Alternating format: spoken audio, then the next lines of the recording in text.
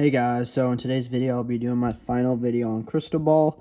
Unfortunately I didn't have the time yesterday to make one for Crystal Ball, because I know it made landfall yesterday at around 5:30 in the afternoon. But so now that it's inland, it's around the border, eastern Louisiana, near the border of Arkansas, near the border of Mississippi. So it's at 35 miles per hour, 995 millibars. So it's still a generally pretty strong tropical depression, to be honest. It's moving northwest at 15 miles per hour, so it's starting to curve more. Starting to curve up. Actually, no, sorry. It's moving that way. Okay, sorry. Zooming in on the new cone for the storm, you can see it's moving northwest, so it's moving this way, and it will attain fully tropical status as a fully tropical depression up until it gets into very western Illinois, pretty much around the border of Illinois, Iowa, Missouri, and then getting into Wisconsin. It'll start to go into post-tropical depression status, and then it most likely will probably be fully dissipated within the next 5-6 days, because in Canada, I guess looks like it will attain post-tropical storm status again, so it might strengthen a little bit more as a post-tropical storm, interestingly enough. But honestly, it will probably be it'll probably get its last advisory from the NHC within the next 2 or 3 days, maybe. Maybe just by tomorrow will be its last advisory at some point. But anyway, yeah, it's moving northwest at 15 miles per hour, so it's really moving. Let's see, the flash flooding potential, it's at a moderate from New Orleans, Biloxi, Mississippi, Mobile, Alabama, northwest through most of Mississippi, pretty much all of southern Mississippi, and then central Mississippi and parts of northern Mississippi up through most of central and eastern Arkansas into very southern Missouri. So there's going to be a lot of rainfall, which will make this flash flooding potential quite high. The U.S. rainfall totals, I guess this is still to come, generally up towards maybe another 2 or 3 inches for these southern areas around Mississippi and Louisiana, and then farther up north into Arkansas, Missouri, Iowa, Wisconsin, maybe extreme parts of western Illinois, up more towards like 4 inches totals up there. But there's that. And let's see what. Well, here's the wind history from it of tropical storm force winds intense. It's down here when it was at its really peak before it weakened again in Mexico, and then as it moved north, it attained tropical storm status again, and its winds became a lot wider out with the tropical storm status and were felt all the way up through very coastal Louisiana, Mississippi, Alabama. So it was very wide amounts of wind, pretty strong too as well.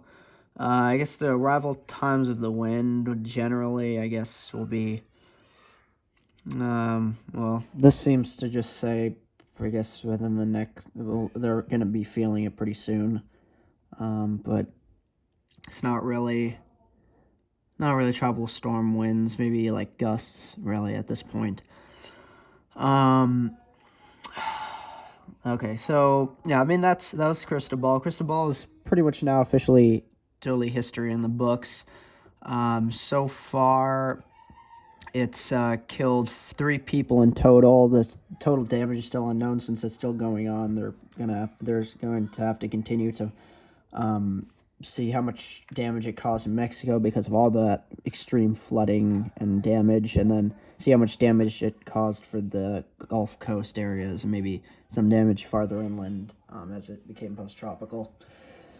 So, I mean, we've already gone through our first 3 names of the season, pretty much one after the other, beginning with Arthur in mid-May, and then Bertha formed pretty much just like about a week after that, after Arthur happened, and then Crystal Ball happened just a few days after Bertha dissipated. So we've gotten through our first 3 named storms, And so now we'll just have to be looking out and see what will occur with our next systems for hurricane season. So now I'll take you to the GFS model and look at the wide view of the whole Atlantic.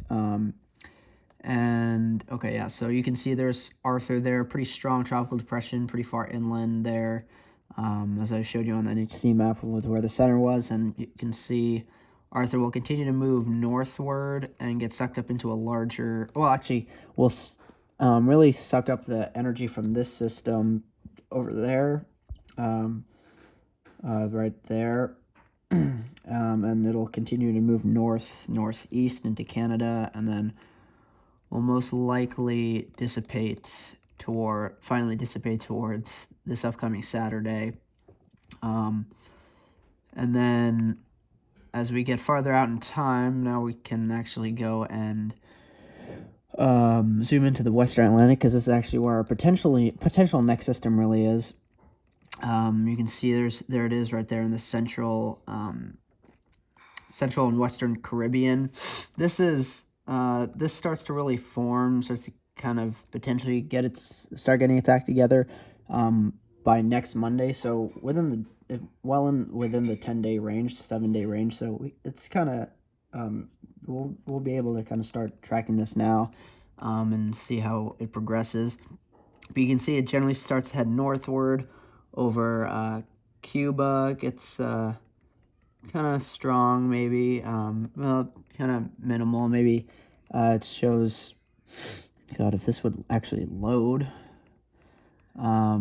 shows it really, I guess, maybe as a weak to maybe moderately strong tropical storm at most, because it heads over goes over very western Cuba, the very western parts of Cuba, and then heads into the Gulf. So that's a decent sign that it could, if the GFS really starts to continue to show this more, it could lead to maybe being shown a little bit stronger, because the Gulf still is generally pretty warm. Let's see, we can look at the height anomalies. I want to look at I don't know. Actually, we can look at it. Here, ocean analysis. Let's see where. So we'll go here. We'll go to Western Atlantic, I'd say. All right, here. So, well, actually, because of Cristobal, sorry about that. Because of Cristobal, the Gulf has cooled down a good bit, and now it's generally more below average than anything, maybe more towards average in the Caribbean. And then I think really in the MDR, it's still generally neutral to slightly to maybe moderately above average. But you can see for where the system will potentially head starting within the next 7 days and going forward into next week. It's generally cooler waters there. But I mean, of course, it's the Gulf, so it could start warming up a lot going forward, and could start to warm up quite soon and becomes once again pretty well above average. So we'll just have to continue to watch that. The Enzo region, as of right now, it's starting to actually get a lot colder. It's starting to get colder once again. Starting to decline more, and right now it's at negative 0.257. So we're in a generally kind of coolish neutral. We did get into La Nina territory for a few days back in late May, right before the first few days of June. But now it's warmed back up a good bit for the first few days of June. So now it's starting to decline again, starting to get cooler again. So we'll just have to keep watching this, especially getting towards the height of the season. We'll really have to see where it is at by mid to late July. So there's that. So let's see. Let's see if still showing that area. Oh yeah. So it's showing that area. Oh, it's low. It's very low. So it's probably not really going to do anything. So yeah, just really we'll have to keep an eye out for the system happening towards the middle, so starting towards the beginning of next week. So within the next 7 days, we'll have to continue to watch that. But that's really it for today's video, guys. I hope you enjoyed. Please like, comment, subscribe below, and I'll see you guys in the next video. Bye.